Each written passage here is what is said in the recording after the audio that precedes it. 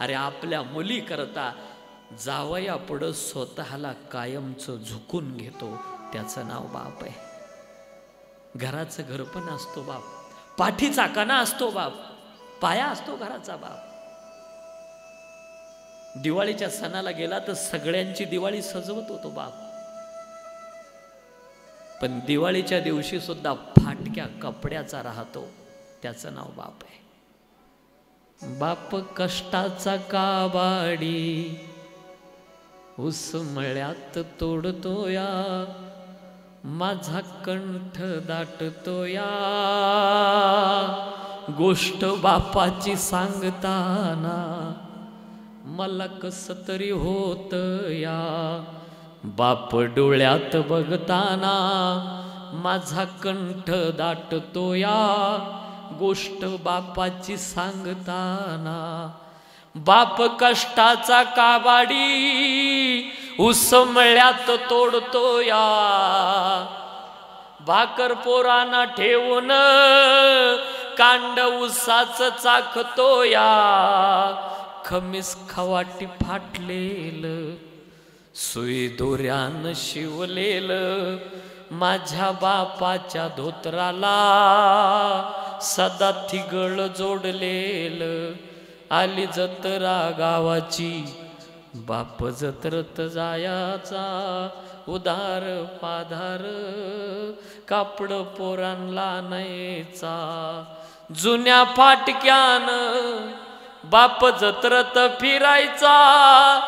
आमच्या सुखाची चिंता बाप सदा मनात करायचा. बाप सदा मनात झुरायचा. लग्न लेकीच करीन बाप सदा मनात झुरायचा. लग्न लेकीच करीन.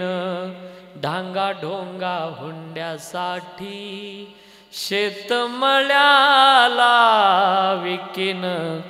असा कनवाळू बाप जेव्हा सोडून या गेला. असा कनवाळू बाप जेव्हा सोडून या गेला. म्हणून विनंती माझी, जोपर्यंत आपला म्हातारा बाप जिवंत आहे, बापाचं महत्त्व असताना कधीच कळत नाही, गेल्यानंतर कळतं दादा. अरे आपल्या म्हाताऱ्या बापाला टाकून बोलत जाऊ नका. 10 वर्ष जगणारा तुमचा बाप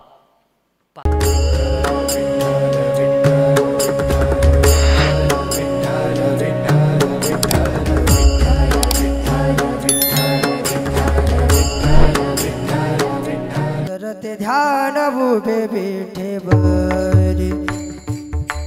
सुंदर ते ध्यान उभे बेठे बरी.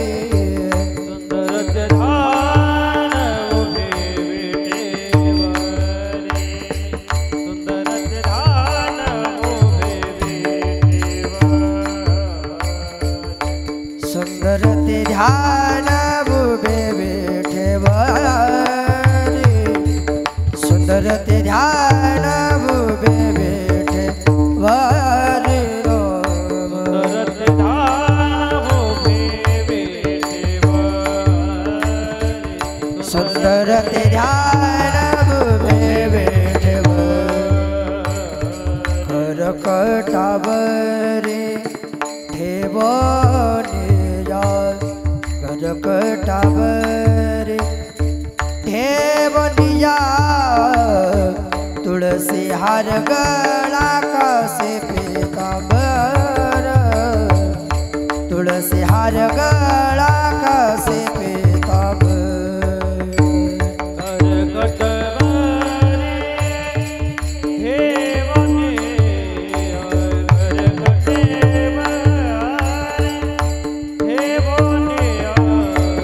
तुळसी हार गळा कसे पेकांबर.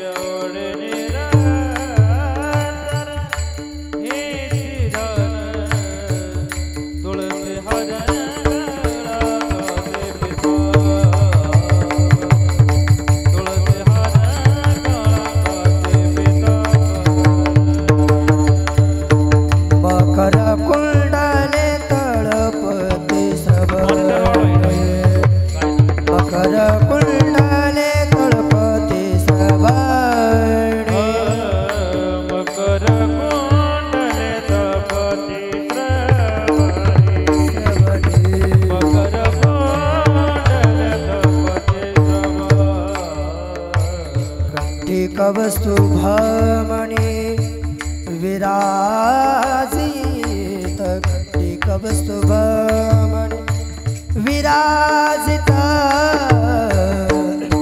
तुलसी हार गळा कासे पीतांबर तुलसी हार गळा कासे पीतांबर कंठी कौस्तुभमणि विराजित कंठी कौस्तुभमणि विराजित तुलसी हार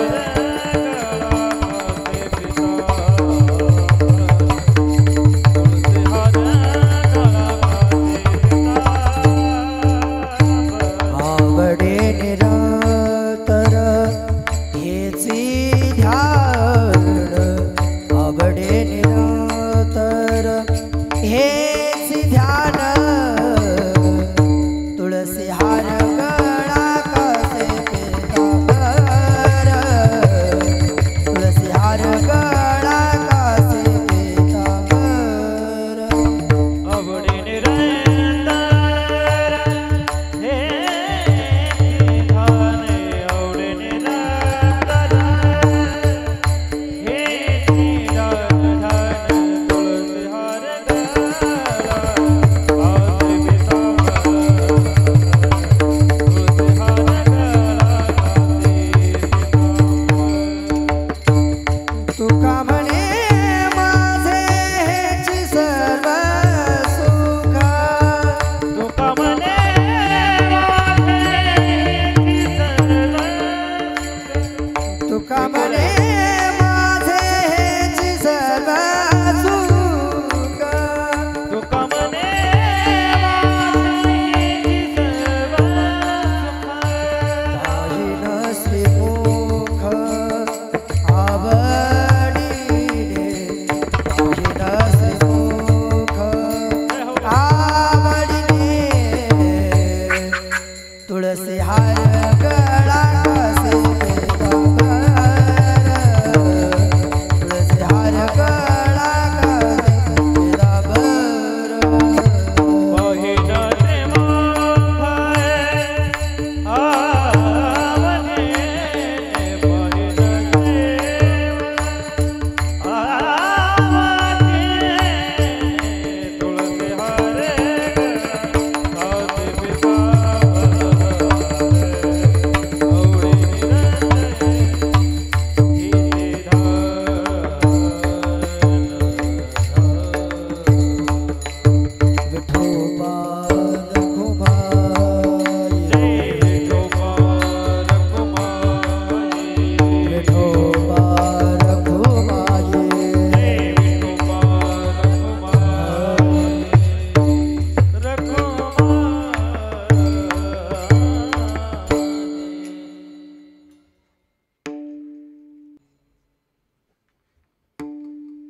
रामकृष्ण हरी हरे जय राम कृष्ण हरे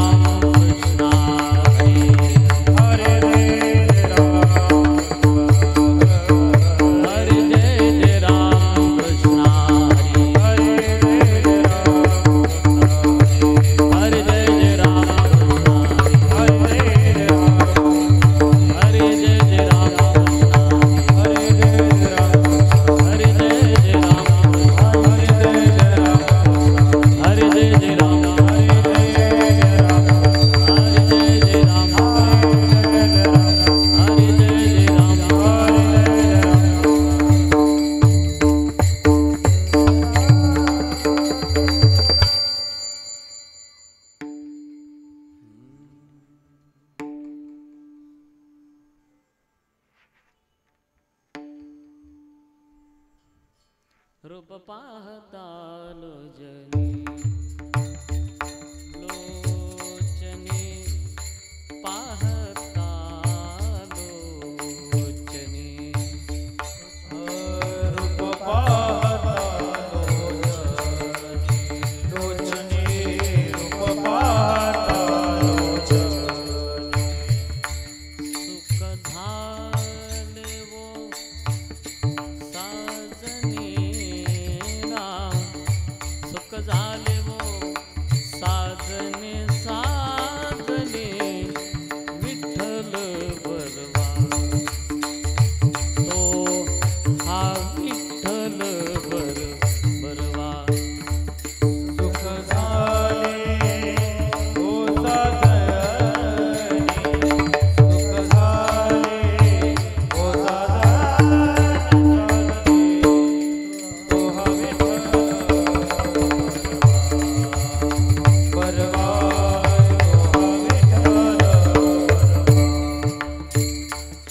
तो हा माधव बरवा हे माधव बरवा बरवा विठ्ठल बरवा तो हा विठ्ठल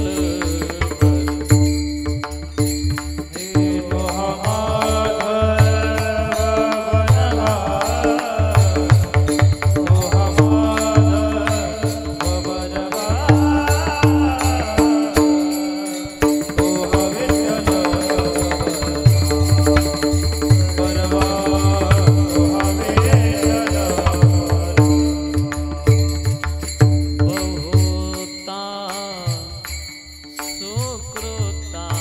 सुकृताची जोडी बहुता सुकृताची जोडी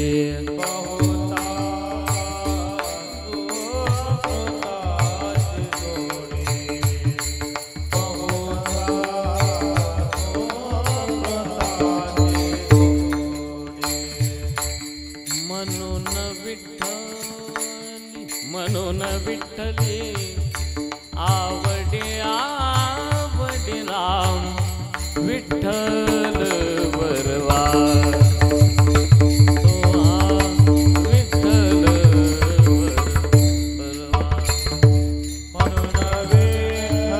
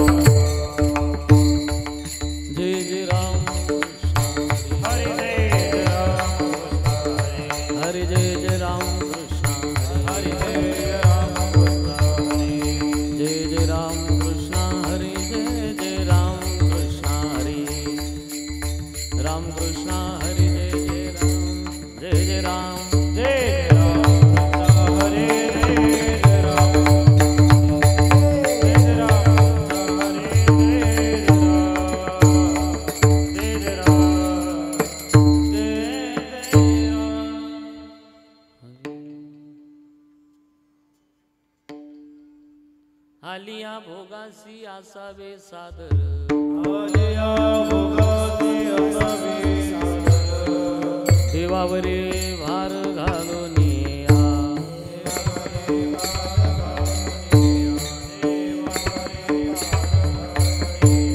मग तो कृपा सिंधू निवारे साखडे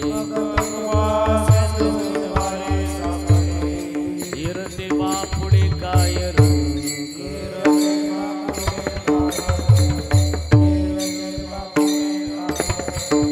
भयाची पोटे दुःखाचे आरासी शरण देवासे जाता बले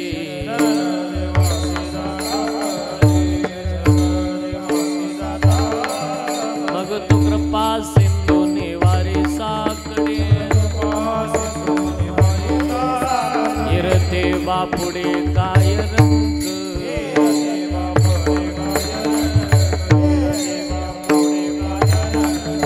तुका म्हणे नोय काय त्या करिता तुका म्हणे नोय काय त्या चिंतावा तो आता विश्वंभर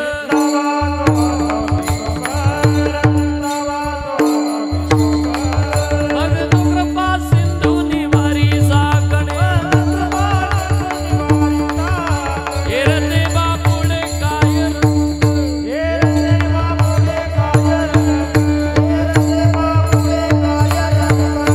विठोबार कुमाई हरि जय हरि विठोबार कुमाई विठोबार कुमाई विठोबार कुमार विठोबार कुमार विठोबार कुमार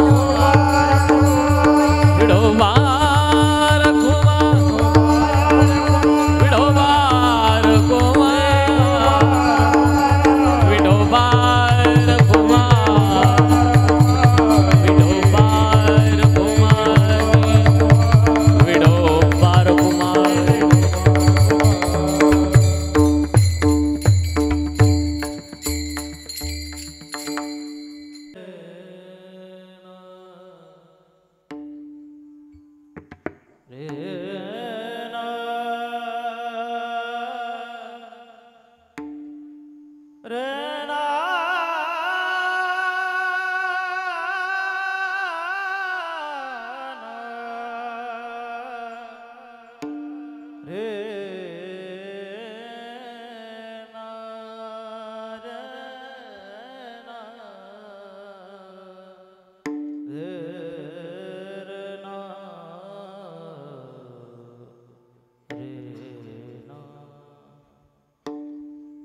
आलिया भोगासी असावे सादर आलिया भोगासी असावे सादर आलिया भोगासी असावे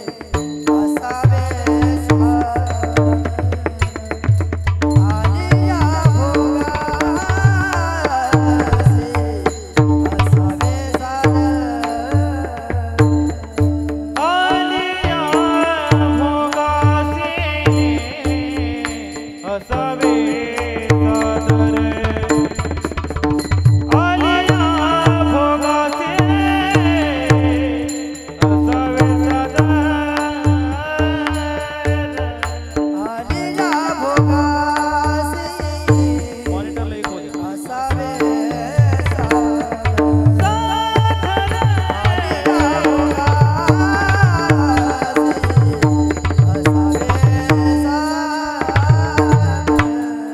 देवावर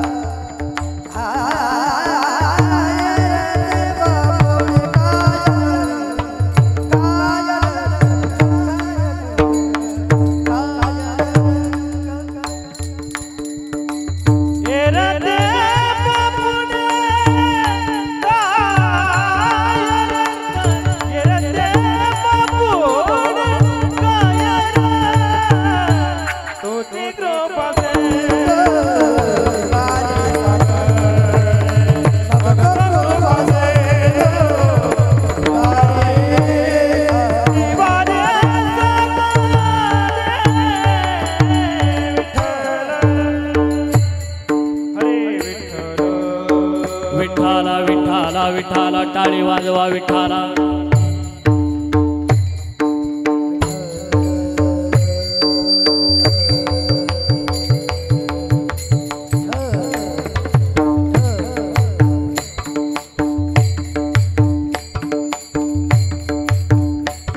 विठाला विठाला विठाला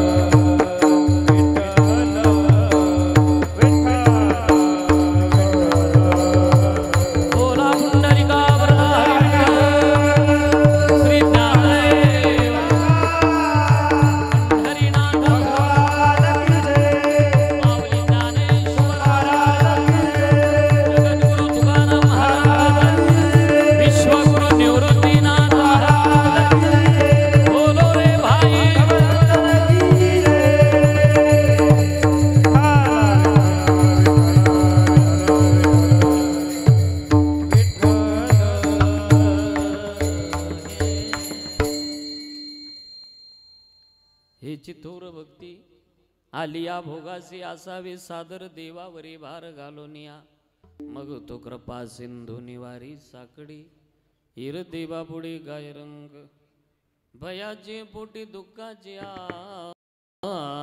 रासी शरण देवासी जाता भली मग तो कृपा सिंधू निवारी साकडी हिर देवा पुढे गाय रंग तुका म्हणे नो हे काय त्या करिता चिंता वातो आता विश्वंभर मग तो कृपा सिंधू निवारी साकडी इरते बापुडे गाय रंक समचरण सरोजम सांद्र निलावदावम जगननेत पाणी मंडन मंडनानाम तरुण तुलसीमाला कंदरम कंज नेत्रम सदय धवलहासम विठ्ठलम चिंतयामी पांडुरंगा करू प्रथम नमन दुसरे चरण संतांची त्यांच्या कृपादानी कथेचा विस्तारू बाबाजी सद्गुरु दास तुका ओम नमो ज्ञानेश्वरा करुणा करा दयाळा तुमचा अनुग्रह लादलो पावन झालो चराचरी त्रिपुटी सातीत त्रिपुटी जो वसी स्वामीचा स्वामी कृष्णा तटी हो दीनानाथ श्रीनाथ स्वामी अनाथा नमस्कार माझा श्री परब्रह्म गोपालनाथा गीतेचा अर्थ सकल थोरू प्रगट बदला ज्ञानेश्वरू तयाचे चरणावरू साष्टांगी नमनगा राम विजय हरि विजय सार पांडव प्रताप ग्रंथ केला तोर तो श्रीधर स्वामी नाझरेकर पंढरपूर निवासिगा तयाची चरणावरी साष्टांग नमनगा उभारिला ध्वज तिनी लोकावरी ऐसी चराचरी कीर्तिजांची ते निवृत्तीनाथ ज्ञानेश्वर सोपान मुक्ता वैज्ञान दिपती कळा मस्तक हे पायावरी या वारकरी संतांच्या मस्तक पायावरी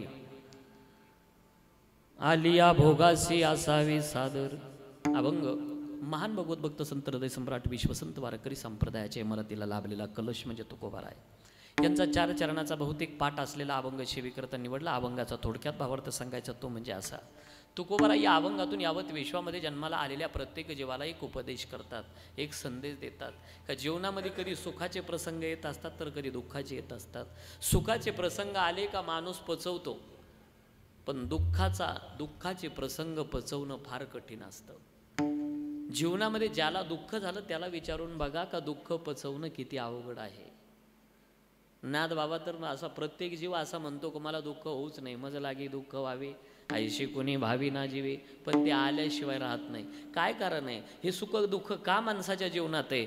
सुखाची आणि दुःखाची का जीवनामध्ये माणसाच्या सुख काय येत असावं आणि दुःख काय येतं ती तुमच्या कर्माची फळं आहे. म्हणजे तू मागच्या जन्माचा असेल या जन्माचा असेल ते कर्म आपल्याला भोगावं लागत असतं. कर्म भोगल्याशिवाय आपल्याला जाताच येत नाही जीवाला. केले कर्म झाले ते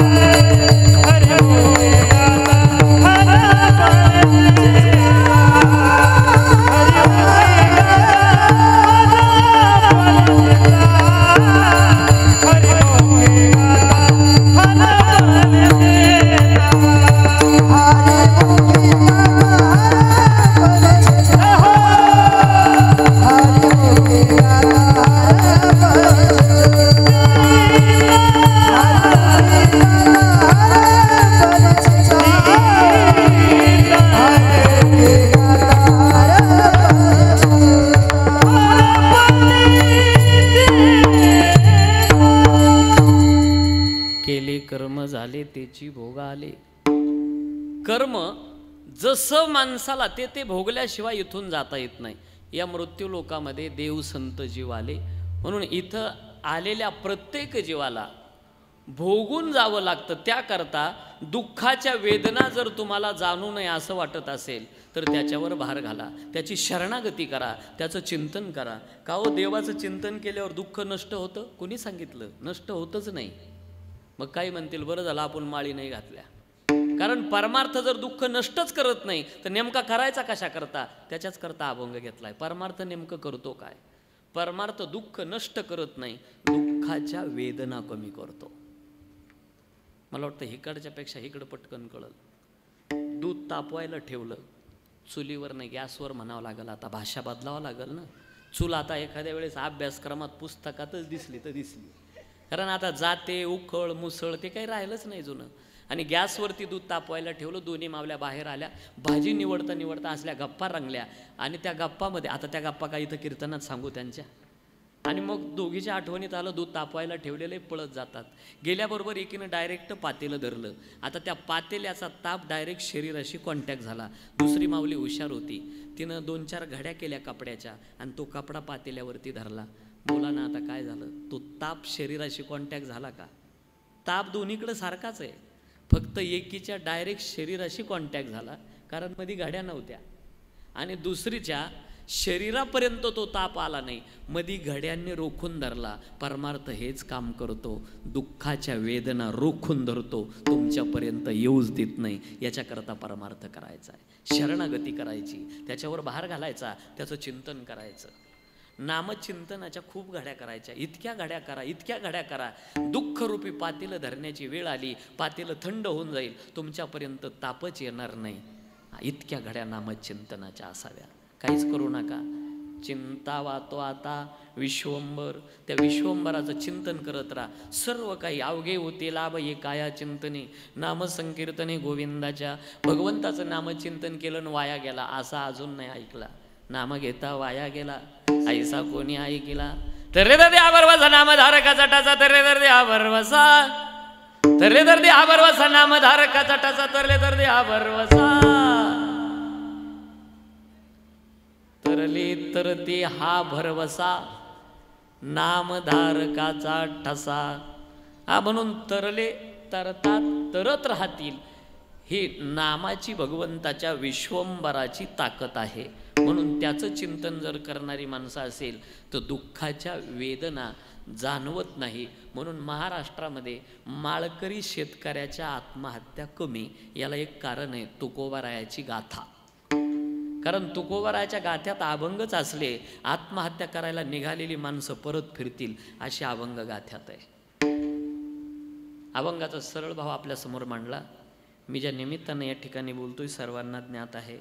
आपल्या गावात एक प्रतिष्ठित कुटुंबातील पिताश्री ज्यांच्या निमित्तानं आपण एकत्र जमलात, कैलासवासी रवींद्र बाबासाहेब पवार यांना आपल्यातून जाऊन 1 वर्ष पूर्ण झालं. त्यांचा जो काही परिवार आहे, बाबासाहेब भिकाजी, रेखा रवींद्र पवार, श्रुतिका रवींद्र, चिरंजीव किरण बाबासाहेब, चिरंजीव पवन बाळासाहेब, भाऊसाहेब आनंदा पवार, सीताराम साहेबराव पवार, कैलास साहेबराव पवार, त्यानंतर लता बाबासाहेब पवार, उदयराज रवींद्र पवार मंगेश, बाबासाहेब प्रियंका मंगेश, चिरंजीव मल्हार मंगेश, विजया बाळासाहेब, बबन आनंदा पवार, ज्ञानेश्वर साहेबराव पवार, आणि ज्यांच्या माध्यमातून या ठिकाणी येण्याचा योग आला. खरं तर सागर महाराज असेल, सचिन महाराज असतील, त्यानंतर आमचे निलेश महाराज, समस्त वारकरी संप्रदायातील थोर मंडळी या ठिकाणी उपस्थित आहेत. माझ्यावर नितांत प्रेम करणारे आमचे पापळ महाराज, गोड असा हात आहे. त्यानंतर संस्थेची विद्यार्थी आपल्या भोर महाराजांची, सोमनाथ बाबांची ही सगळी विद्यार्थी आहेत. त्यानंतर माझ्यावर प्रेम करणारे आमचे भाऊसाहेब महाराज, भाऊसाहेब भाऊ चकोर, माऊली देशपांडे भाऊ, तुम्ही समस्त ज्ञानाने श्रेष्ठ तुमच्या सगळ्यांच्या चरणावर नतमस्तक होतो. आता इकडे लक्ष द्या. मनुष्य शरीर आपल्याला कशा करता दिलंय भगवंतानं. बरं, दुःख भोगावं लागतं, सुखही भोगावं लागतं. काय कारण असेल हे? याचं एक कारण आहे, ज्या वेळेला माणूस जीवनामध्ये सुख उपभोगतो त्यावेळेला उतार असतो, आणि ज्या वेळेला दुःख भोगतो त्यावेळेला चढ असतो. तुम्ही प्रवास करता रस्त्याने, तुम्हाला असा सरळ रस्ता कधीच लागणार नाही. कधीतरी उतार येतो, कधीतरी चढ येतो. चढ उतार कधी येत असतो जीवनामध्ये? ज्या वेळेला चढ थांबतो उताराला सुरुवात होते, आणि ज्या दिवशी उतार थांबतो त्या दिवशी चढाला सुरुवात होत असते. चढणीचं थांबणं उतरणीचं येणं, उतरणीची सुरुवात चढणीचं थांबणं आहे.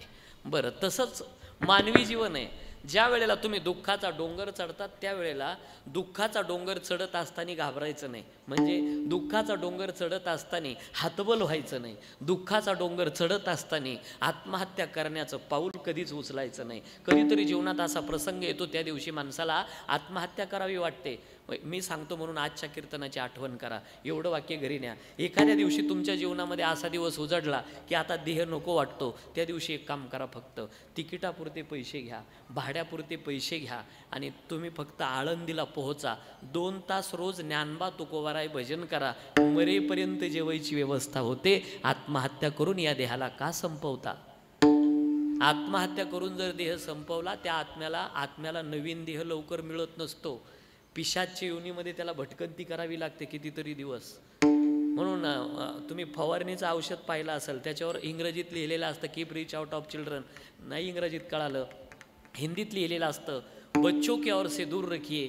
नाही हिंदीत कळालं तर मराठीत असतं लहान मुलापासून सावधान. लहान त्याला पाहत नाही, मोठेले घेतल्याशिवाय राहत नाही. म्हणून दुःखाचा चढ चढत असताना एक डोक्यात ठेवायचं, काय का आता आपण चढ चढतोय दुःखाचा, आपल्या जीवनामध्ये पुढं सुखाचा उतार येणार आहे, नक्की येणार आहे. आणि ज्या वेळेला तुम्ही सुखाचा उतार उतरता त्यावेळेला जास्त होरपळून जायचं नाही, सुखानं जास्त उतावळं व्हायचं नाही. एक डोक्यात ठेवायचं, सुखाचा उतार उतरत असताना काय का पुढं आपल्या जीवनात दुःखाचा चढ चढावा लागणार आहे, हे डोक्यात ठेवा. असलं मानवी जीवन आहे, सुख दुःखाचं मिश्रण. सुखाशांतरम दुःखम दुःखाशांतरम सुखम न नित्यम लभते सुखम न नित्यम लभते दुःखम. कायम सुख नाही, कायम दुःख नाही. सुख दुःखाचं मिश्रण मानवी जीवन असतं. चला, इथं या मृत्यू लोकामध्ये 3 लोक आलेले आहे. कोणते 3 लोक आले? देव इथं आले, संत इथं आले, जीवही आला. संत, देव आणि जीव कशा करता येतात? तिघाचा एका कामाकरता तिघं आलेले नाही. म्हणजे जसं शाळेमध्ये शिक्षक जातो, शिपाई जातो आणि विद्यार्थी जातो. शिक्षक जातो शिकवण्याकरता, काम वेगळं आहे. शिपाई जातो सेवा करण्याकरता, त्याचंही काम वेगळं आहे. आणि विद्यार्थी जातो शिकण्याकरता, तिघाचा भाव वेगवेगळा आहे. तसं मृत्यू लोकामध्ये देव, संत आणि जीवाची कामं वेगळी आहे. देव येतो घेण्याकरता, संत आले देण्याकरता, आणि जीव येतो पत्ते खेळायला, आपलं भोगण्याकरता. तिघाचाही भाव बघा कसा आहे. देव आला घेण्याकरता, संत आले देण्याकरता, जीव आला भोगण्याकरता. देव घेतो, सज्जनाचा भाव, आणि दुर्जनाचा जीव फक्त घेण्याचं काम करतो. घेऊन या चक्र गदा हाची धंदा करीतो, भक्तारा के पायापासे दुर्जनाशी संवारी. हे त्याचं कामच आहे. यदा यदा ही धर्मस्य ग्लानिर्भवति भारत अभ्युत्थानम अधर्मस्य तदात्मानं सृजाम्यहं परित्राणाय साधूनां विनाशाय च दुष्कृतां धर्मसंस्थापनार्थाय संभवामी युगे युगे. दैत्याचे कुळे नाशी साधूचा मान घेऊनशी धर्मासी नीतीशी शेष भरी मी अविवेकाची काजळी फेडून विवेक दीप उजळी. तै योगी पाहे दिवाळी निरंतर. हा सगळा भाव झाला देवाच्या येण्याचा. चला पुढं संत येतात. संताचं येण्याचं काय का म्हणून? येथे उपकारासाठी येथे उपकारासाठी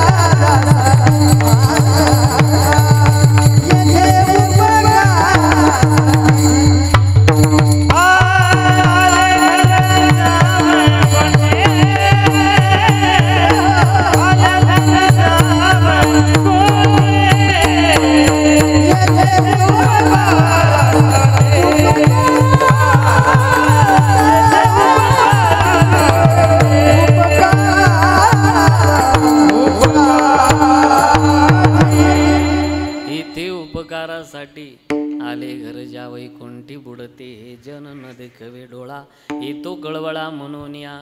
हा समाज अधपतनाकडे चालला होता. संत जर जन्मालाच आले नसते तर माणूस म्हणून जगण्याचा आपल्याला दिशाच कळाली नसती. संत या विश्वामध्ये आले म्हणून आपल्याला माणूस म्हणून जगता येतंय. चांगलं वाईट कळतंय. शेणातला आणि अन्नातला फरक कळतो. संत जर अवतीर्णच झाले नसते तर तुमचं आमचं भोगा यातनम शरीरम, म्हणजे तुमचं आमचं जीवनच असं झालं असतं. पशु काय पाप पुण्य जाणते, उत्तम मध्यम भोग भोगते, काही एक उपजता मरते. बैरे अंध होती पांगुळलेला, लक्ष चवर्यांशी नाजूक फेरा, लक्ष चवर्यांशी नाजूक फेरा.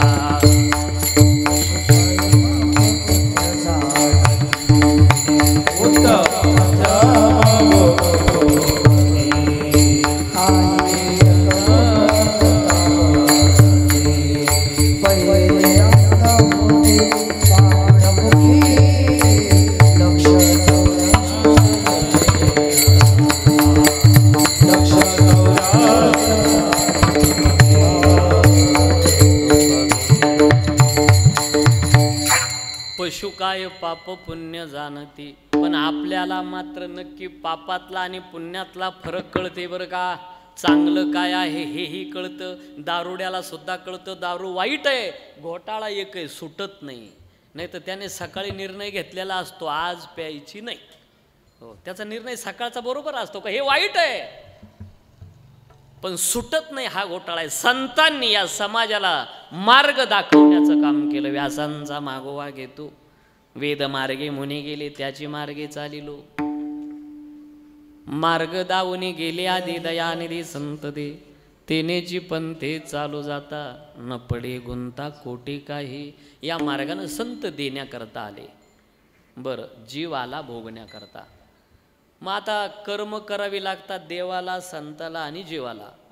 मग देवाला कर्म भोगावी लागतात का, संतांना केलेलं भोगावं लागतं का, आणि जीवाला केलेलं भोगावं लागतं का. इथूनच आपण अभंगात जाणार आहे. पहिला भाव, देवाला कर्म भोगावी लागतात का, कर्मच त्याच्यापासून तयार झालेली आहे. सुटलिया सिंधू जळाचा लोटून बांधून शके सौंदवाचा पाठो. नाही, तुम्ही मिठानं जर पाणी अडवायला गेले तर अडवल्या जाईल का, का अडवत नाही. त्याचं कारण आहे मीठ पाण्यापासून तयार झालेलं आहे. ज्याच्यापासून मीठ तयार झालं ते त्याला बंधनाला कारण ठरल का. तसं कर्म ज्याच्यापासून तयार झाली त्याला बंधनाला कारण ठरत नाही. पण भोगताना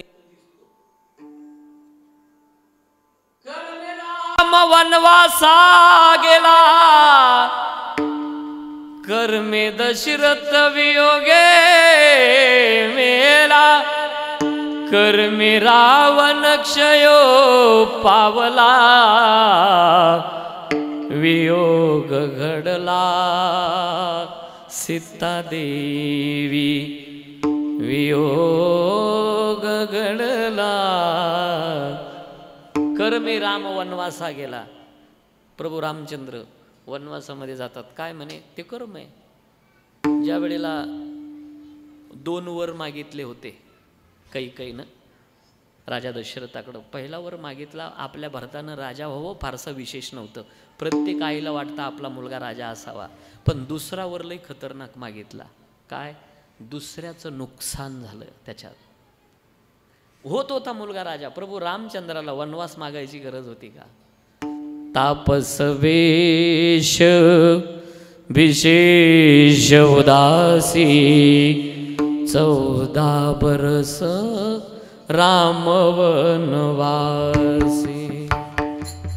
14 बरस राम वनवासी. दुसरा वर प्रभू रामचंद्राला वनवास. आता ज्या वेळेला वनवास कळतो, प्रभू कौशल्याच्या सदनी जातात. आई, मी वनवासामध्ये निघालो, मी सीतेचा निरोप घेतो आणि निघणार आहे. त्यावेळेला कौशल्या सांगते, राघवा, बापापेक्षा आईचा अधिकार जास्त असतो, मी सांगते वनवासात जायचं नाही. त्यावेळेला प्रभू सांगताय, आई, मी जे वनवासात चाललो ते राजा दशरथानं सांगितलं म्हणून चाललो नाही. ते माझं कर्म आहे, ते माझं प्रारब्ध आहे.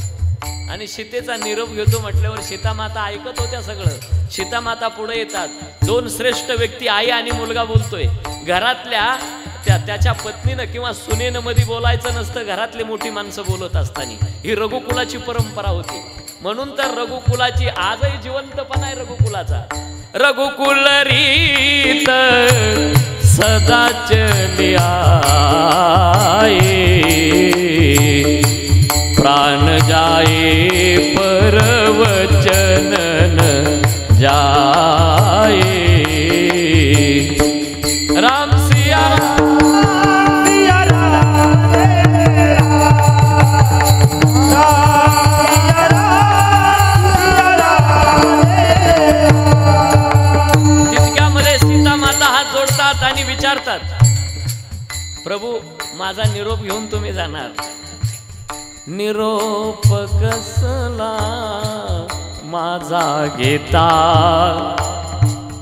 जेथे राघव तेथे सीता, जेथे राघव तेथे सीता. मी ठरवलंय प्रभू की जर तुम्ही वनवासात चालले तर मी इथं काय करणार, मी तुमच्या बरोबर येणार. माझं माहेर तुटेल. आता निघाले वनवासाला. चित्रकूट पर्वतापर्यंत आले. भरतानं उपोषण केलं, अन्न पाणी त्याग केला. प्रभू मी अयोध्येचा सांभाळ करील पण राजगादीवर बसणार नाही, तुमच्या पादुका द्या. आता पादुका घेतल्या डोक्यावरती आणि भरत आनंदाने नाचत निघाला. मला आपल्याला असं विचारायचं, चित्रकूट पर्वतावरती काय चपलाच्या दुकाना नव्हत्या प्रभूला दुसऱ्या चपला घ्यायला. आता इथून पुढं खरा वनवास सुरू झाला. पायामध्ये खडे रुतावे डोंगराचे, ज्याला गालीच्यावर चपला घालून चालायची सवय, अशा राजघराण्यात जन्माला आलेला जो जो जो आता राजा होणार होता, त्याला डोंगरातून चालावं लागतंय. अनवानी पायानं रक्ताच्या चिळकंड्या उडाव्या. त्यावेळेला लक्ष्मण पाहतो आणि प्रभूला विचारतो, दादा काय कर्माची गती गहन आहे, तुमच्या पायातून रक्त निघावं. तुम्ही राजा होणार होते, राजगादीवर बसणार होते, मुहूर्त होता तुमचा आणि त्या मुहूर्तावर वनवासाला यावं लागतंय. त्यावेळेला प्रभू सांगतात, लखन माझं कर्मच असं, या बाबा माझं कर्मच असं आहे, कडू बोलून बोलून बोलून बोलून आईनं राज्य हिसकूनच घेतलं. ऐका बरं का, कडू बोलून बोलून बोलून आईनं राज्य हिसकून घेतलं आणि गोड बोलून बोलून भावानेही चपला नेल्या. हे माझं प्रारब्ध आहे. कर्मे राम वनवासा गेला, कर्मे दशरथ वियोगे मेला, कर्मे रावण क्षयो पावला.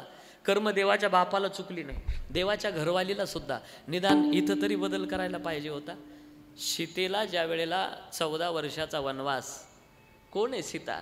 इथं बसलेल्या एकाही बहिणीचा एवढा मोठा वशिला नाही. स्वतःचा बाप मिथिला नगरीचा राजा आहे, सक्का सासरा अयोध्येचा राजा आहे आणि स्वतःचा पती ब्रह्मांडाचा मालक आहे. कोणत्या माऊलीचा वशिला एवढा मोठा? तरी सुद्धा 14 वर्ष उश्याला दगड घेऊन झोपावं लागतंय. ज्या वेळेला अशोकवनामध्ये असताना त्रिजटा आणि जानकी मातेचा संवाद चालला. विचारते सीता माता, त्रिजटे सांग बरं माझ्याकडून काय चुकलं असेल म्हणून मी हे भोगते आहे. त्यावेळेला त्रिजटा सांगते, सीते ऐक, ज्या काळामध्ये तू लहान होती आणि धनुष्याचा घोडा घोडा करून खेळत होती, एक राघो मैनाची जोडी विकण्याकरता आला आणि मग सीतेनं पाहिलं, म्हणे काय मैना सुंदर आहे. त्याला सांगितलं, का रे तेवढी मैना देतो का? त्या विकणाऱ्यानं सांगितलं, ताई साहेब विकायलाच आणलेली पण जोडी, नुसती मैना नाही. राजाची मुलगी आहे मी, मला अक्कल शिकू नको, मला फक्त मैना पाहिजे. मैना घेतली आणि राघू त्याच्याकडे राहिला. त्याच दिवशी त्या मैनेनं शाप दिला सीतेला, सीते आज जशी आमच्या दोघाची ताटातूट करते ना, तशी तुझी सुद्धा एक दिवस ताटातूट होणार म्हणजे होणार. केले कर्म झाले त्याची भोगाले, उपजले मेले आयुष्य किती. आणि मग आता कर्म कोणाला? देवाच्या बायकोला सुद्धा चुकली नाही, तर मग आपल्याला कर्म चुकल कशी? विठाला विठाला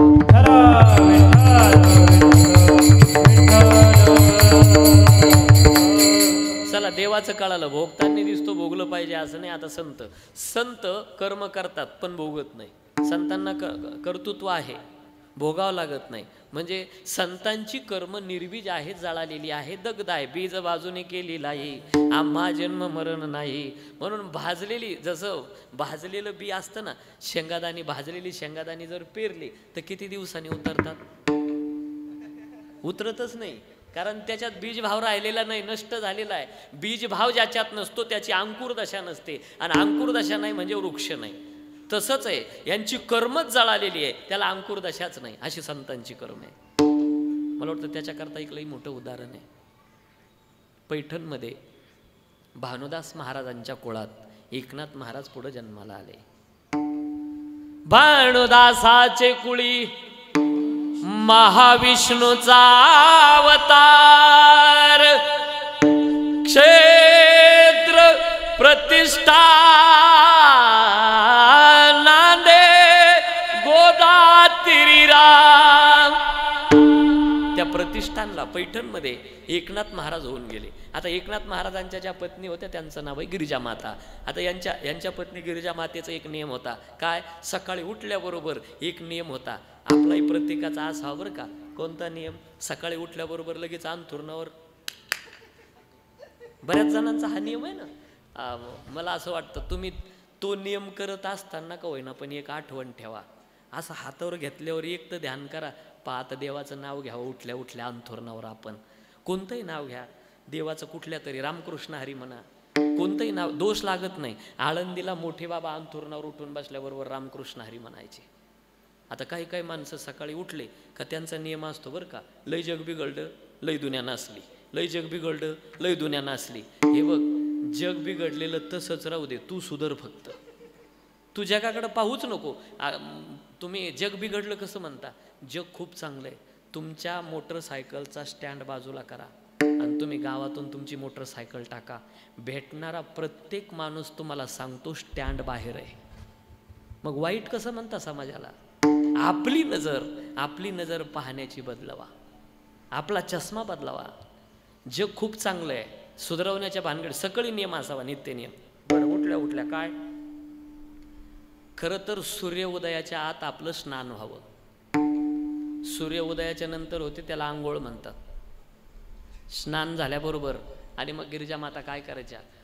गोदावरीच्या पहिलं तीराला एक वटवृक्ष होता, त्या वटवृक्षाला पाणी टाकायचं आणि परत यायचं. मला वाटतं असाच एक नियम कुंती मातेचा होता. कुंती माता रोज सकाळी महादेवाच्या मंदिरात जायच्या. आजही दिल्लीपासून काही अंतरावर आशिवपूर नावाचं गाव आहे आणि आशिवपूरला महादेवाचं मोठं स्थान आहे. आणि तिथं गेल्या का त्याच्यात आजही एक बोर्ड लागलेला आहे का ही गुफा हस्तिनापुराकडे जाते. हस्तिनापूर म्हणजे आजची दिल्ली, हस्तिनापुराकडे जाते. मग कुंती माता त्या गुफेनं रोज यायच्या, महादेवाचा अभिषेक करायच्या आणि तसं पाणीसुद्धा पित नसायच्या.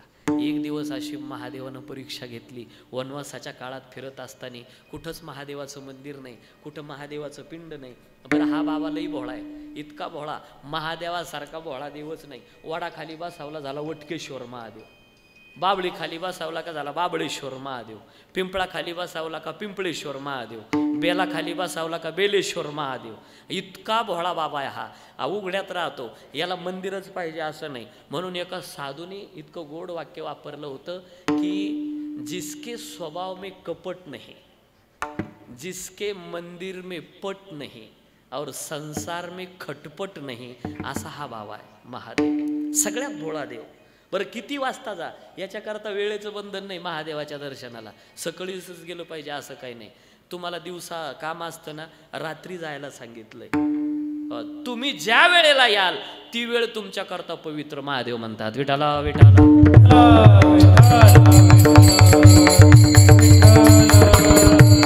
वनवासाच्या काळामध्ये फिरत असताना कुंती माता महादेवाचा अभिषेक केल्याशिवाय पाणी पित नाही. आणि त्या दिवशी परीक्षा घेतली, कुठंच महादेवाचं पिंड नाही. 1 वाजला दुपारचा. भीमाला काळजी वाटली.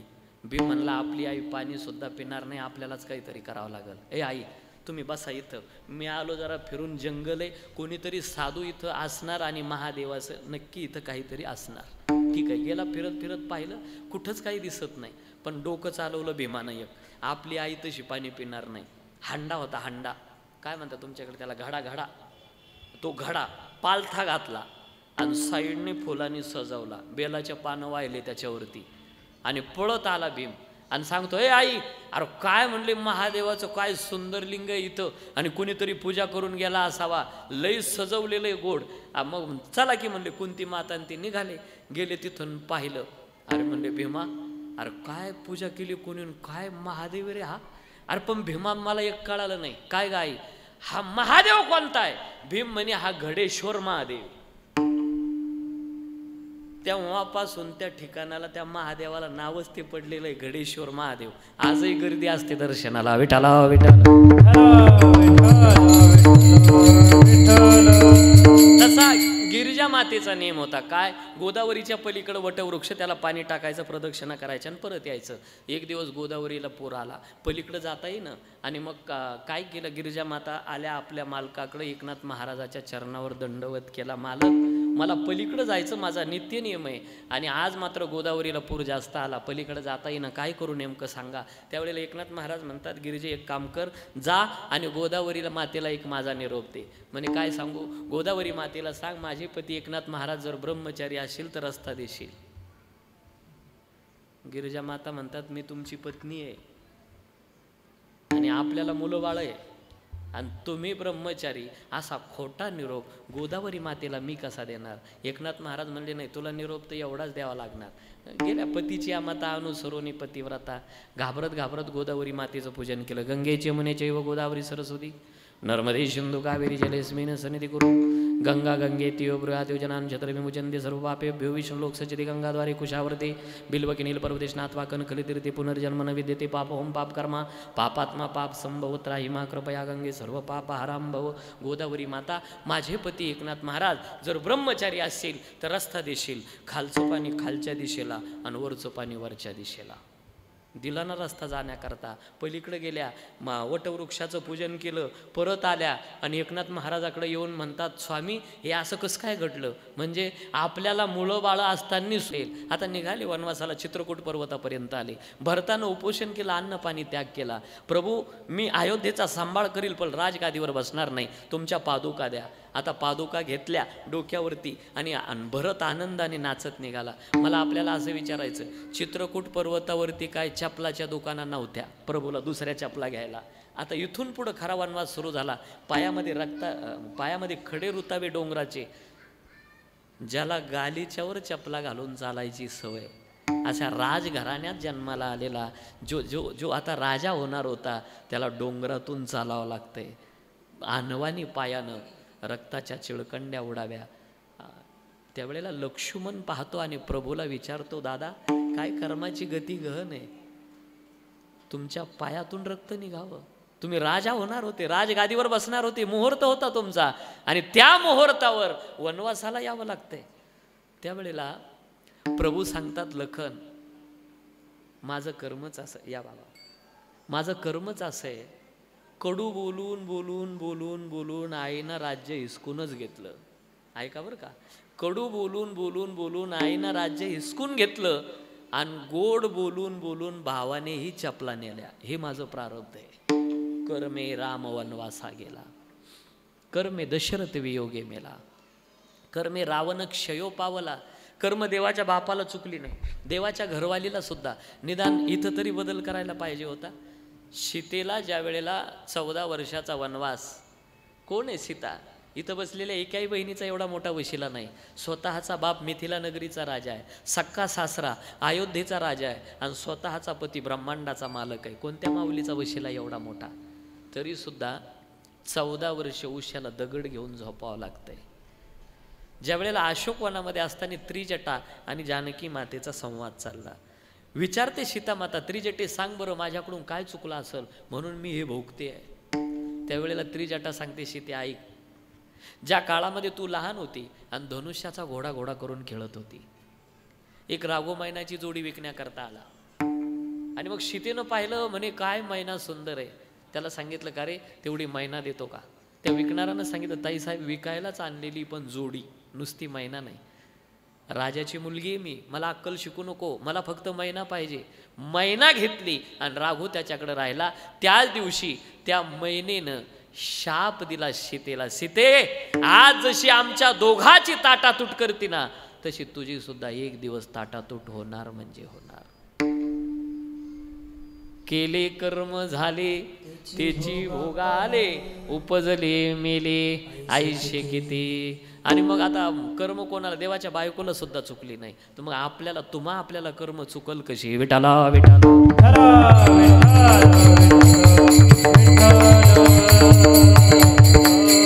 चला देवाचं कळालं, भोगताना दिसतो भोगलं पाहिजे असं नाही. आता संत कर्म करतात पण भोगत नाही. संतांना कर्तृत्व आहे, भोगावं लागत नाही. म्हणजे संतांची कर्म निर्बीज आहे, जळालेली आहे, दग्ध आहे. बीज बाजूने केलेला आहे, आम्हा जन्म मरण नाही. म्हणून भाजलेली, जसं भाजलेलं बी असतं ना, शेंगादाणी, भाजलेली शेंगादाणी जर पेरली तर किती दिवसांनी उतरतात? उतरतच नाही, कारण त्याच्यात बीजभाव राहिलेला नाही, नष्ट झालेला आहे. बीजभाव ज्याच्यात नसतो त्याची अंकुर दशा नसते, आणि अंकुर दशा नाही म्हणजे वृक्ष नाही. तसंच आहे, यांची कर्मच जळालेली आहे, त्याला अंकुर दशाच नाही. अशी संतांची कर्म आहे. मला वाटतं त्याच्याकरता एक लई मोठं उदाहरण आहे. पैठणमध्ये भानुदास महाराजांच्या कुळात एकनाथ महाराज पुढे जन्माला आले. भानुदासाचे कुळी महाविष्णूचा अवतार, क्षेत्र प्रतिष्ठा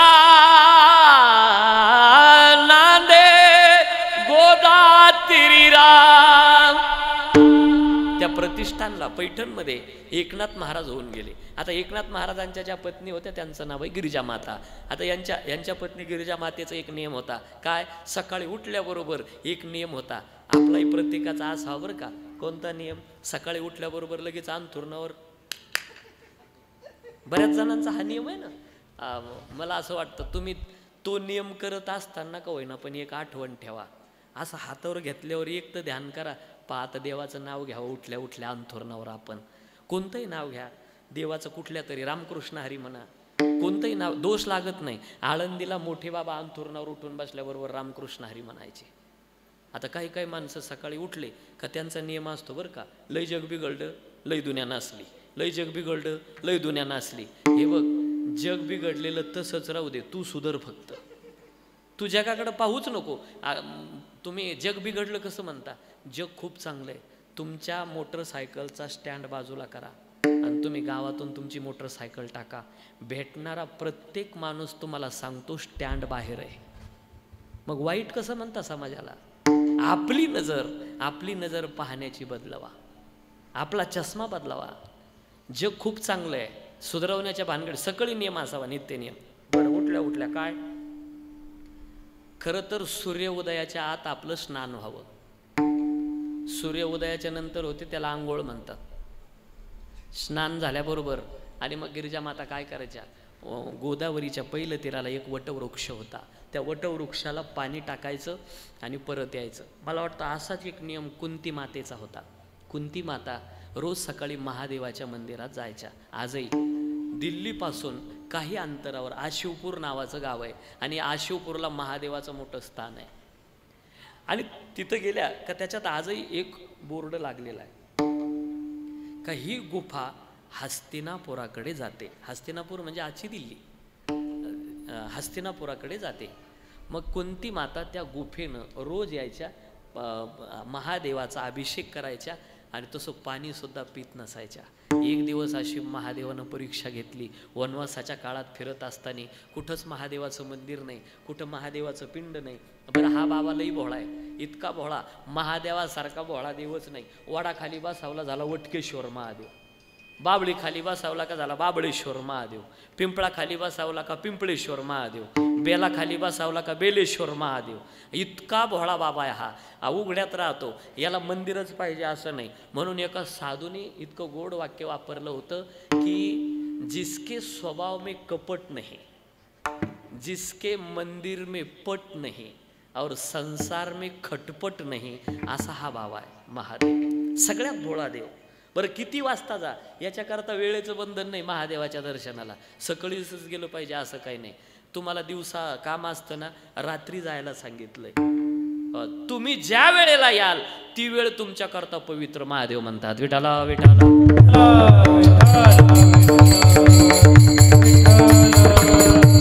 वनवासाच्या काळामध्ये फिरत असताना कुंती माता महादेवाचा अभिषेक केल्याशिवाय पाणी पित नाही आणि त्या दिवशी परीक्षा घेतली, कुठंच महादेवाचं पिंड नाही। 1 वाजला दुपारचा, भीमाला काळजी वाटली। भीम म्हणला आपली आई पाणी सुद्धा पिणार नाही, आपल्यालाच काहीतरी करावं लागल। ए आई तुम्ही बसा इथं, मी आलो जरा फिरून, जंगल आहे, कोणीतरी साधू इथं असणार आणि महादेवाचं नक्की इथं काहीतरी असणार। ठीक आहे, गेला फिरत फिरत पाहिलं, कुठंच काही दिसत नाही। पण डोकं चालवलं भीमानं एक, आपली आई तशी पाणी पिणार नाही।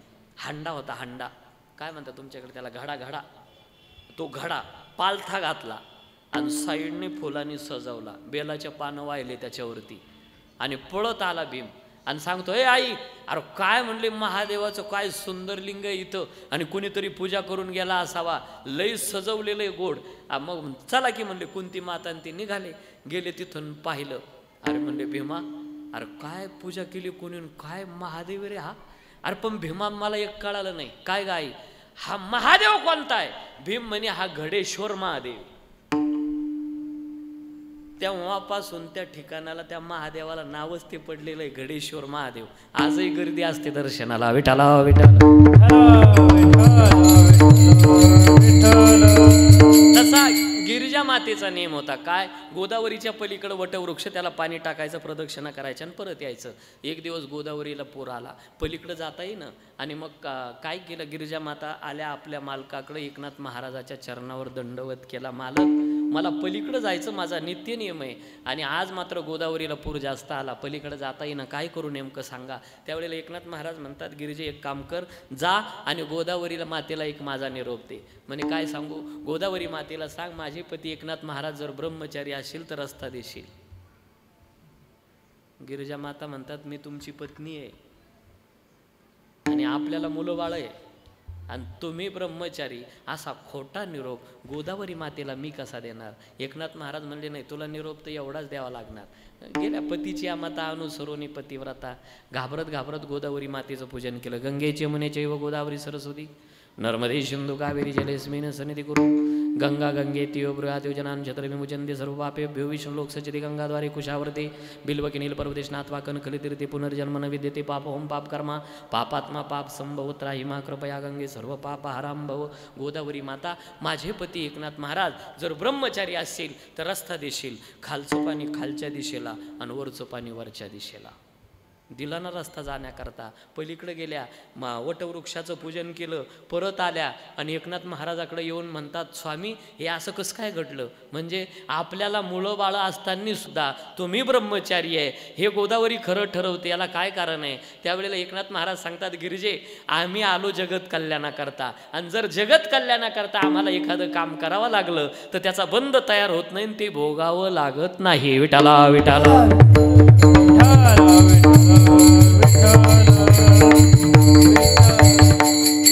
म्हणजे संतांना केलेलं भोगावं लागत नाही। राहिलो तुम्ही आपण, आपल्याला करावं लागतं आणि केलेलं भोगावं लागतं। आपण आलोच त्याच्याकरता, आगा कर्मे जै उरावे तरी ते सुखदुःखे फळावे, तया ते भोगावया यावे देहा एका, पाप पुण्य करून जन्मा येतो प्राणी, जन्म घेणे लागे वासनेच्या संगे। म्हणून पुन्हा पुन्हा जन्म, पुन्हा पुन्हा मृत्यू आहे, आपल्याला आपल्या कर्माच्या भोग भोगण्याकरता यावं लागतं। एका जन्मानं भागत नाही, एक एक योनी कोटी कोटी फेरा आणि मग लागे वारा मानवाचा। खूप फिरून आला मग मनुष्य देहाची प्राप्ती आपल्याला होत असते, सामान्य यातना नाही।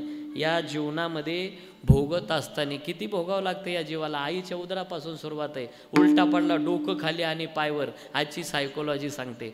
जन्माला येताना जवळजवळ 99% लेकरं, बरं एखादं त्याला पायाळू म्हणतात, जन्माला आला दुःख संपलं का दुःखात वाढ होते, याला आंघोळ घालायला अशी जखड म्हातारी, ज्या म्हातारीला तापलेला तवा उतरवण्याकरता पकड लागत नाही अशी म्हातारी पाणी तापवायला, ती म्हणते घाला अजून जाळ, घाला अजून जाळ, असं कडक झालेलं पाणी बादलीत उतरून घेणार, पाट टाकला का पाटावर बसली का आपल्या दोन्ही तांगड्या लांबून देणार। म्हातारीचे पाय म्हणजे गाडीच्या धोऱ्याच, आणि मग त्या बालकाला असं पालथं टाकणार। मी आपल्याला असं विचारतो, का हो पालथं टाकणं चांगलं आहे का? नाही नाही, तुम्हाला स्नानासाठी समजा घरी बोलवलं, पाणी उतरून दिलं, टावेल दिला, साबण दिला आणि सांगितलं पडा पालथे, तुम्ही म्हणशाल काय डोकं फिरलं का काय? त्या बालकाला बोलता येत नाही, चोळत असताना हात तर चांगला असावा. या म्हातारीनं जर एखाद्याच्या पाठीवरून हात फिरवला तर असं वाटतं जणू काय एखादी बोरटीच वर पडली की काय. तेवढ्यावर थांबत नाही, उताना केला का उजवा हात डावा पाय, डावा हात उजवा पाय. मला वाटतं संसारात सुरू होणाऱ्या तानातानीची सुरुवातच इथून असते काय कुणास ठाव. पुन्हा असा उभा धरायचा, सांग पुन्हा जन्माला येशील का? तो म्हणतो हिच्या आंघोळीतून वाचलो तर आपल्याला नाशिकचा कुंभमेळा पाहायला मिळेल. परत असं त्याचं डोकं ठोकायचं, गोल व्हायला पाहिजे, कानात फूक मारायची आणि एक तांब्या असा ओळून फेकून द्यायचा शेजारणीच्या अंगणात. जाऊ दे तिच्या नातवाईवर रोग, आणि त्याचं नाक थोडं चपटा असावा. आणि मग ती म्हातारी असं 2 बोटांना धरणार, कोणावर पडलं कानू, कोणावर पडलं कानू. म्हातारीचे बोट म्हणजे वायरमनची पकडच. आणि मग ते झोळीत टाकल्या टाकल्या झोपतं. शेजारची बाई तुम्हाला विचारते का हो झोपला का? तुम्ही काय म्हणतात माहिती का? आत्ताच नांदला त्याच्यामुळं झोपला. हा तुमचा गैरसमज आहे. नांदल्यानं नाही झोपला, तो ताणल्यानं झोपला. किती आता नाही बरं. हे आत्ताशी बालपण आहे, पुढं तारुण्य. हे इंद्रिय आवरत असताना सामान्य यातना नाही. त्वचा पाहे मृदूपण उदरवांची पूर्णान्न श्रवण मागती गायन मधुर ध्वनी आला. घ्राणम च दपारी माळा रूप पावया डोळा हस्तवांचिती केळा नाना लेळा स्वभावे पाय वांची गती ऐशी इंद्रिय ओढा उडीती. आणि मरणाच्या वेळेला एका भूतापासून 1000 इंगळ्या चावल्याचं दुःख मी एका जन्मातलं सांगायलो. किती दुःख आहे, किती वेळा जन्मा यावे आणि किती व्हावे फजित, एवढं मोठं दुःख भोगण्यात आहे. मग कर्म आपण जे भोगतो पुन्हा जन्माला येतो, पुन्हा ते काय आपल्या कर्माप्रमाणे जन्म ठरलेला असतो. पुनरपि जननम पुनरपि मरणम पुनरपि जननी जठरे शयनम. जैसे जीर्ण सांडीजे नूतन वेडीजे देहांतरा स्वीकारिजे चैतन्य नाथेगा. पुन्हा जन्म त्याच्या कर्माप्रमाणे त्याला मिळत असतो. मग का हो, तुम्ही जर तुमच्या जीवनामध्ये दुःख भोगत असले, काय कारण? आपणच केलेल्या कर्माचं फळ आपण भोगतोय. आणि सुख भोगत असले तरी आपण केलेल्या कर्माचं फळ आपण भोगतोय, असं लक्षात घ्यावं. हे तुकोबाराय म्हणतात तुम्ही केलेलं तुम्हाला भोगणंच आहे. मग रडत सामोरं जाण्यापेक्षा हसत मुखानं आलेल्या दुःखाच्या प्रसंगाला सामोरे जा. अभंगाच्या आलिया भोगासी आसावे सदारा. आलिया भोगासी आसावे सदारा. आलिया भोगासी आसावे सदारा. आलिया भोगासी आसावे सदारा. आलिया भोगासी आसावे सदारा.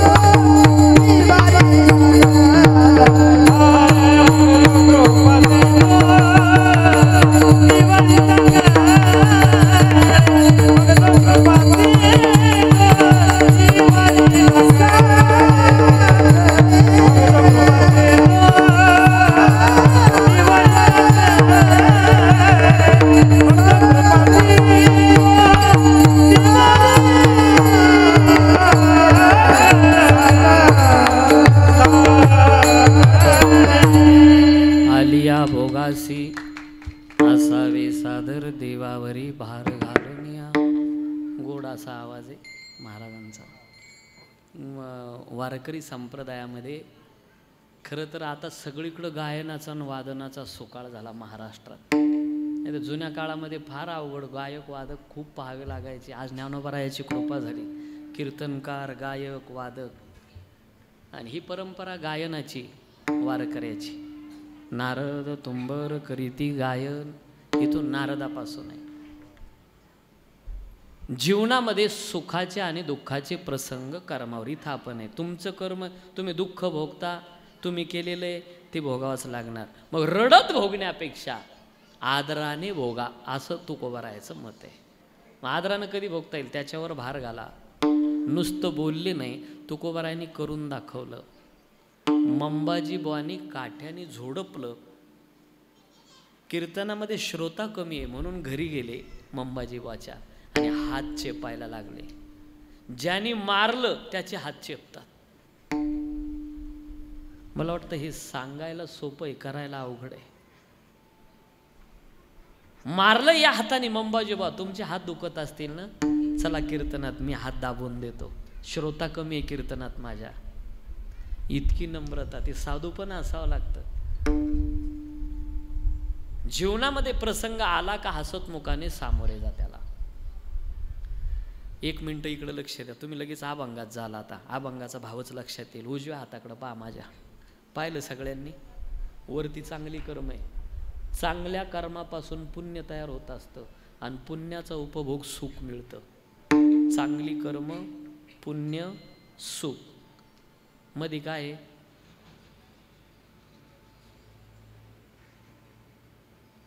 जाऊ का तुमच्या बेनामी?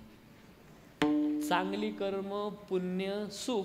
कर्मापासून पुण्य, पुण्य किंवा पाप जशी कर्म आहे तसं. चांगल्या कर्मापासून पुण्य तयार होतं आणि पुण्याचं उपभोग सुख मिळतं. या इकडं आता डाव्या हाताकडं पहा. वरती वाईट कर्म आहे.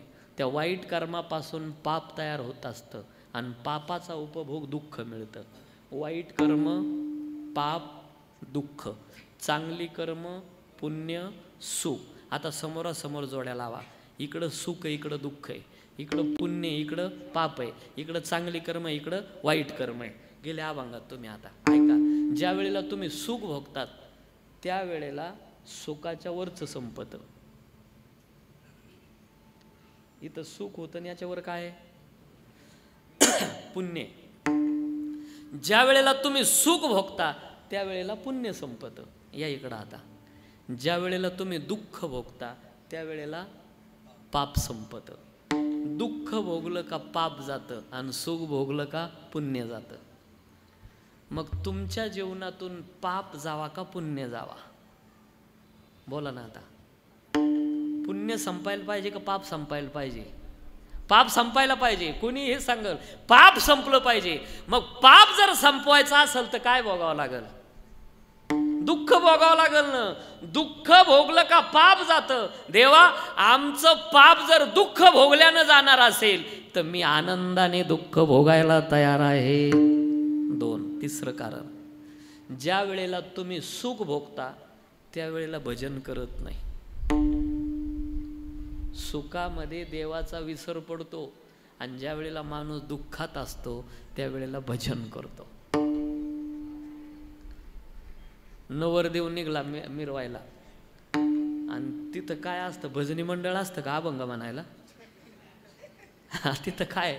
तिथं जाऊन तुम्ही एवढं जरी म्हणले राम नाम सत्य, एकदा म्हणा बरं राम राम, लोक म्हणते काय बावळट आहे का? अंत्ययात्रा वाटली का काय तुला? म्हणजे सुखामध्ये देव लांब भजन नाही होत देवाचं. पण दुःख आलं.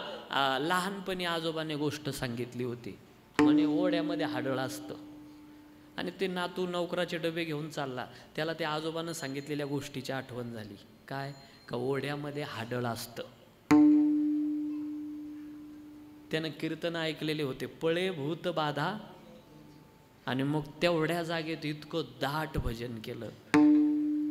श्रीराम जय राम जय जय राम, श्रीराम जय राम जय राम, श्रीराम जय राम जय जय राम,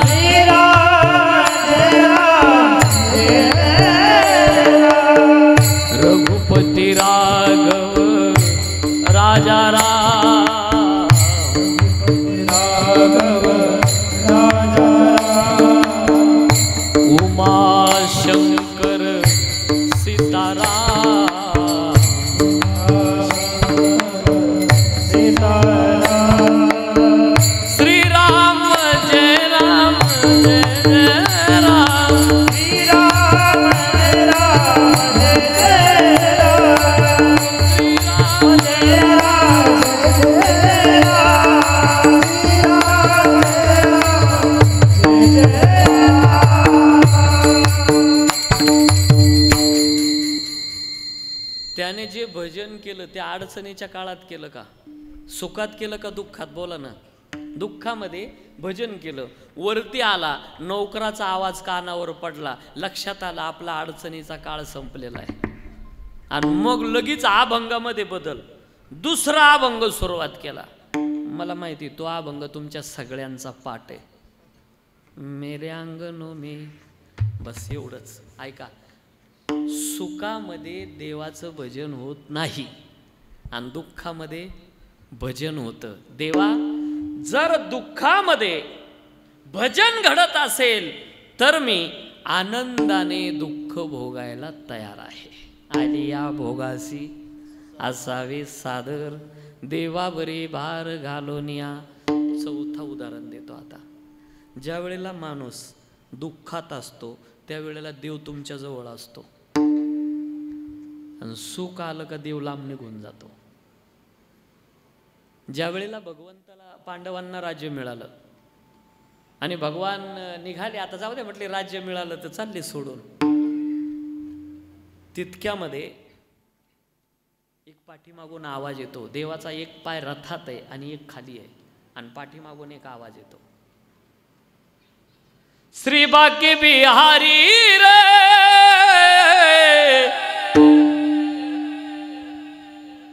दूर करो दुख मेरे, ओ श्री कान्हा मुरारी रे, दूर करो दुख मेरे.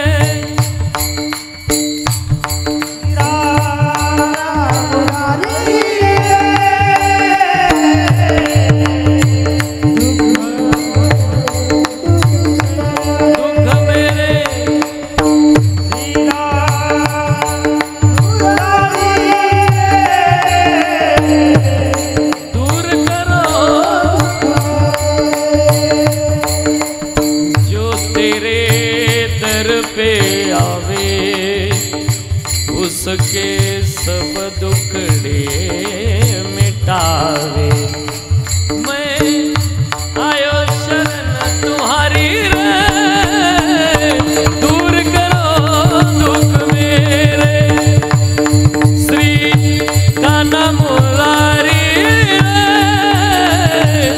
दूर करो दुख.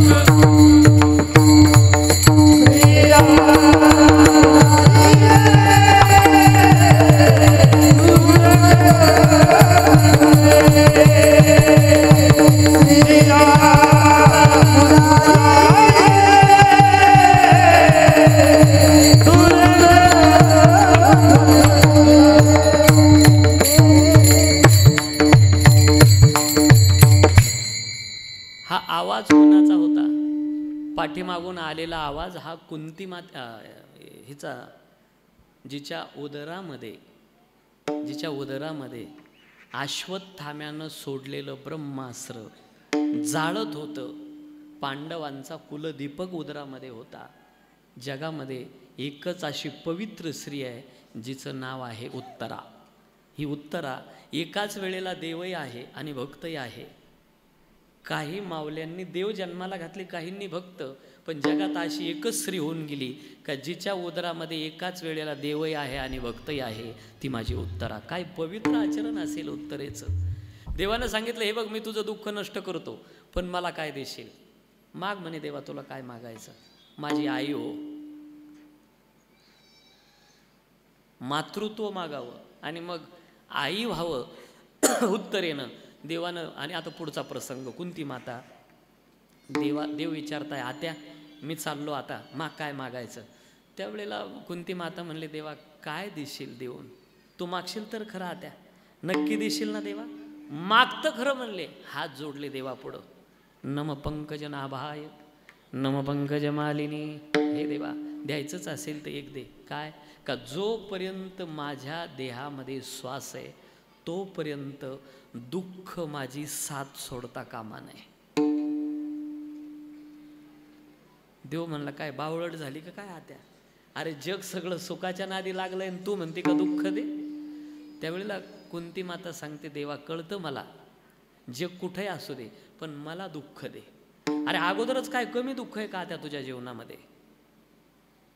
लहानपणी आईबापाचं छत्र हरवलं म्हणजे तुझ्या मायबापानं दुसऱ्या कुंतीभोज नावाच्या राजाला दान देऊन टाकलं. केवढं दुःख मोठं आहे. एवढंच माहिती असं समजू नको. त्या कुंतीभोज राजानं ज्याच्याबरोबर विवाह करून दिला तुझा, त्याला जन्मापासून रोग झालेला आहे पंडू नावाचा. रोग्याबरोबर तुला संसार करावा लागतो. त्या रोग्याला दुर्बुद्धी सुचली आणि त्यानं मादर देशाची मादरी बायको करून आणली. सवतीबरोबर संसार करणं केवढं मोठं दुःख तुझ्या जीवनात आहे आत्या. एवढंच नाही, ऐक, तुझ्या पतीला शाप होता काय? पत्नीचा स्पर्श केला का अंत होईल म्हणून. आणि पंडू राजाचा अंत होतो, मादरीचा स्पर्श केला. तारुण्यामध्ये विधवा पण आलं. मला वाटतं अशी वेळ कोणत्याच माऊलीवर येऊ नये दादा. तारुण्यामध्ये विधवा पण काय असतं, ही 3 दुःख फार कठीण असतात. लहानपणी लेकराची माय मरू नये, म्हातारपणामध्ये घरातला करता मुलगा मरू नये, आणि तारुण्यामध्ये पती जाऊ नये. जीवाला संगत काय असते ते कळतं दादा. ही 3 दुःख कुणाच्या जीवनात येऊ नये. आणि आत्या, तू तारुण्यात विधवा पण येतंय तुला, तरी सुद्धा दुःख मागते. एवढंच नाही, पुढचं ऐक, तुझी लेकरं निम्म्या संपत्तीचे हिस्सेकरी आहे. त्यांना मिळत नाही. काय मिळालं त्याच्या बदल्यात? 12 वर्षाचा वनवास, 1 वर्षाचा अज्ञातवास. किती खडतर प्रवास. देवा झालं तुझं बोलून? म्हणे हो. ऐक मग आता, आतापर्यंत जेवढं दुःख सांगितलं त्यावेळेला तू बरोबर होता, आणि आज राज्य मिळालं तर तू आम्हाला सोडून चालला. म्हणजे दुःखामध्ये तू जवळ असतो आणि सुखामध्ये लांब निघून जातो. आगी लागो तया सुखा जेने हरी नये मुखा. तू जर जवळ राहत नसल देवा, नको ते सुख, आणि तू जर जवळ राहत असला तर मी आनंदानं दुःख भोगायला तयार आहे. आलिया भोगासी असावे सादर, देवावरी भार घालून. या 19 संप्रदायाच्या नियमाप्रमाणे हातनं टाळी आणि मुखानं नाम चिंतन करा. विठोबा रखुमाजी जय विठोबा रखुमाई.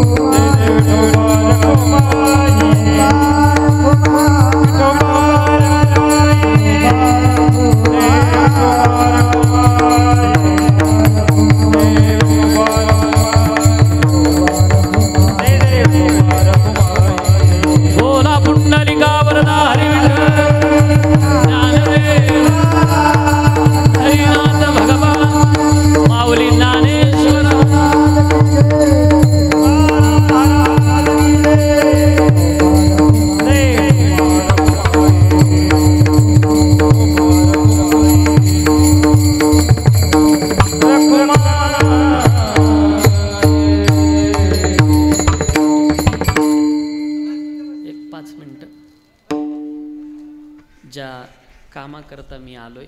खरं तर आल्यानंतर ज्या वेळेला मला माहिती मिळाली का खूप कमी वय असताना यह लोकाची यात्रा संपवावी लागते, असे रवींद्र भाऊ बाबासाहेब पवार, खरं तर जाण्याचं वय नव्हतं त्यांचं, पण काळ खूप निष्ठुर आहे हो. कधी कधी ज्याच्या खांद्यावर आपण जावं त्याला आपल्या खांद्यावर न्यावं लागतं. त्याला कोणाचीच दया येत नाही. कधी आल्यानंतर मला ती मुलगी दाखवली बारीक भाऊंनी, का रवींद्र भाऊची आहे? काय त्या लेकराला किती लहान आहे हो. अरे बापाचं छत्र लहानपणी ज्याचं जातं ना, लहानपणी लेकराची माय बाप मरू नये कधी. जीवाला काय आधार असतो. तुम्ही रडाल, सगळ्या रडाल तुम्ही. सगळ्यात जास्त जीव बापाचा मुलीत असतो. मुलगी बापाचं काळीज असते आणि मुलीचाही जीव बापातच असतो. तुम्हाला माहेरात दिवाळीचा आनंद कुठपर्यंत आहे माहिती का? जोपर्यंत माहेरात बाप जिवंत असतो.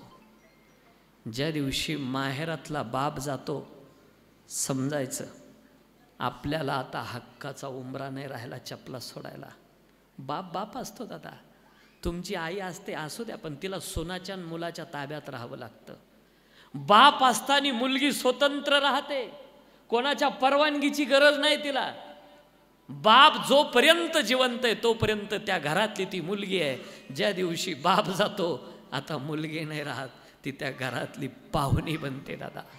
लई मोठा मोठा अधिकार असतो बाप असताना. तुम्ही लई मोठाले बंगले बांधा, तुमच्या बंगल्याच्या वट्ट्यावर तुमचा म्हातारा बाप बसलेला असावा. लई शोभा असते दादा त्या घराला. पण ज्या दिवशी घरातला करता किंवा बाप जातो ना, त्या दिवशी घर कोसळतं बरं का. घरातला करता हा पाया असतो घराचा. म्हणून त्यांचे दोन्ही भाऊ ज्या वेळेला मला सांगत होते, भावाबद्दलचे अश्रू त्यांच्या डोळ्यात होते. की ज्या भावानं संस्कार दिले, ज्या भावानं, मला वाटतं डॉक्टर आहेत ना तुम्ही, शिक्षण केलंय आमचं. एक बोलू द्या दादा मला, कुणी काही सांगू द्या. जेवणाकरता तुम्ही अख्खा तालुका बोलवा, जेवण करतो निघून जातो.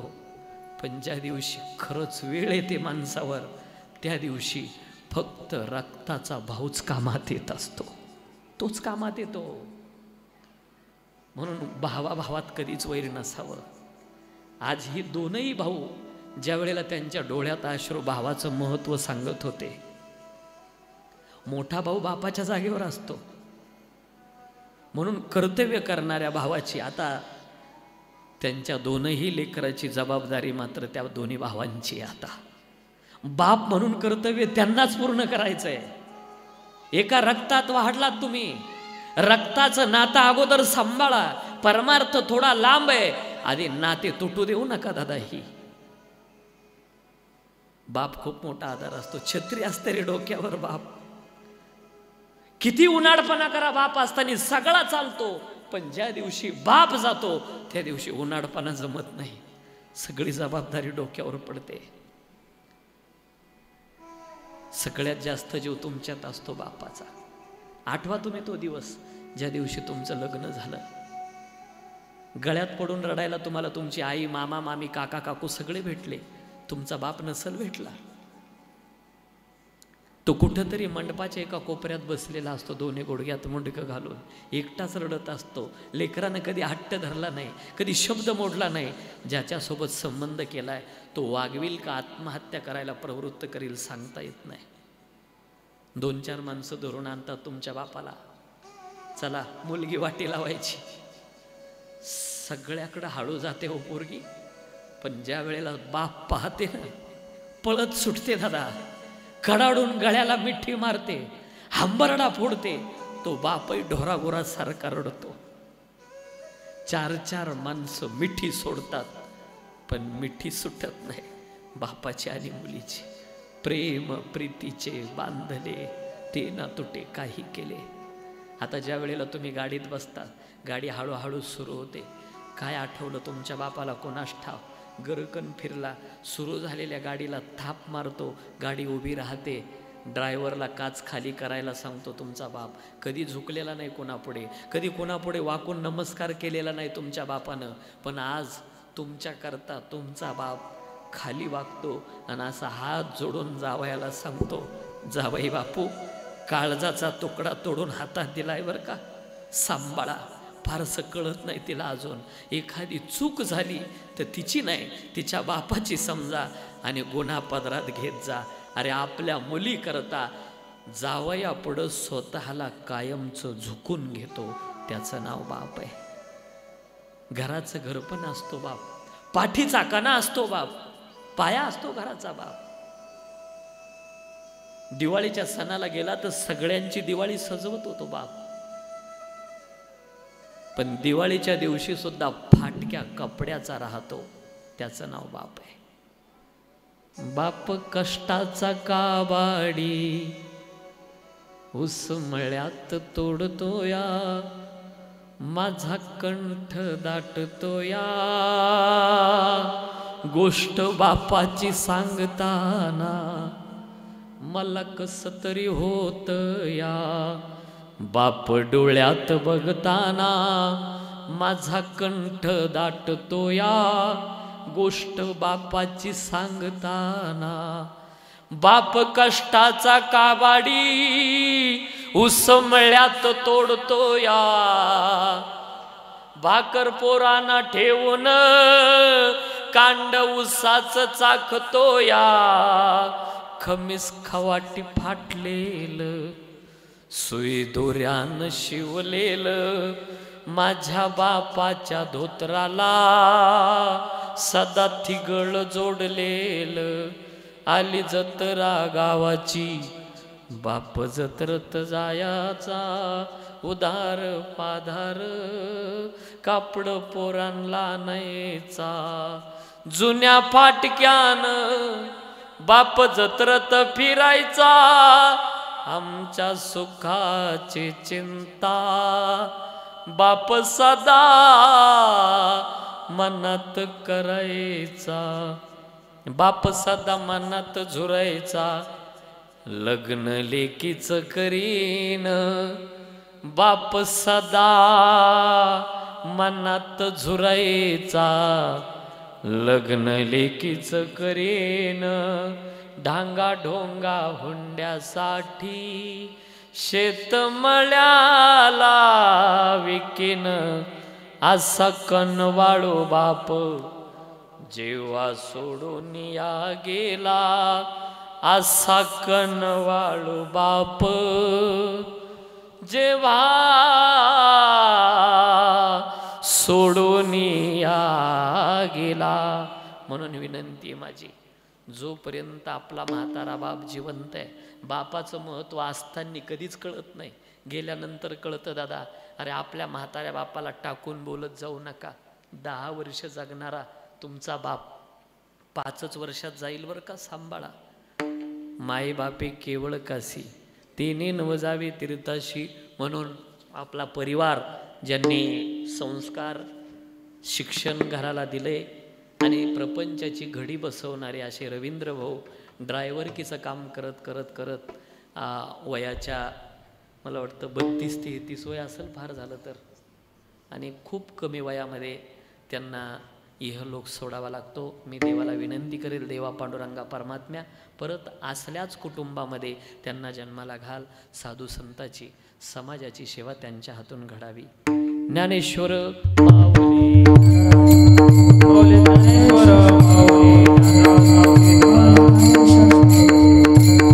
बोले, ज्ञानेश्वर माऊली बोले, ज्ञानेश्वर माऊली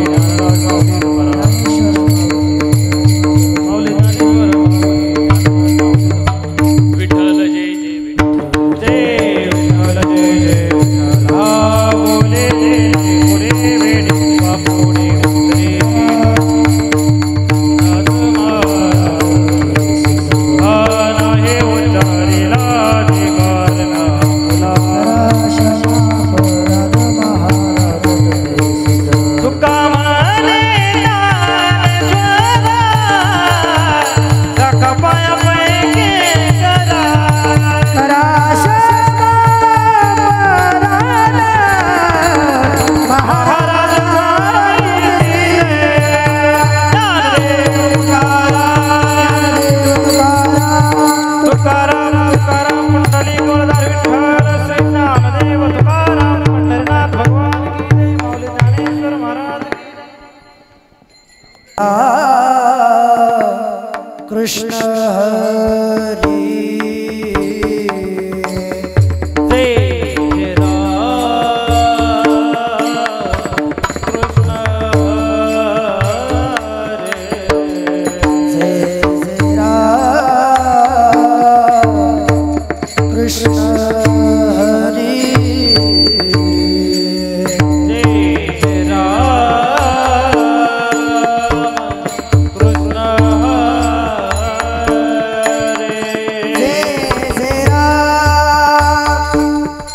देव हा